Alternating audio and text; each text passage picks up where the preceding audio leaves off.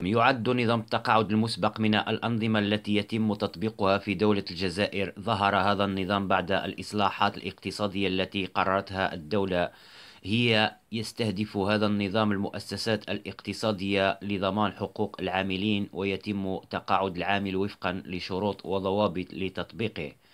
ويمكن أن يستفيد العامل من التقاعد النسبي عند بلوغه السن 50 عاما، والمرأة عند بلوغها 45 عاما، بعد دفع اشتراكات 20 عاما من الأقل، إلى جانب الشروط التالية: وأن يكون عمر المستفيد 50 عاما دون أن يصل إلى 60، وأن يكون عدد الاشتراك المتوفر للمستفيد هو 3240 اشتراك، أن يتوفر المستفيد على 54 يوما خلال عام من أجل التقديم لطلب تقاعد نسبي، وأن يكون المشغل استرد المبلغ الذي بذمه المستفيد.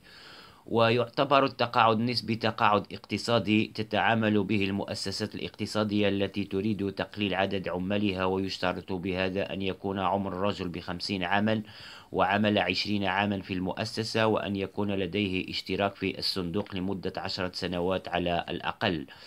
وأعلن الصندوق الوطني للتقاعد عن صب منح ومعاشات المتقاعدين باحتساب زيادة لسنتي 2022 و 2023 التي أقرها الرئيس الحكومي الجزائري. والسلام عليكم.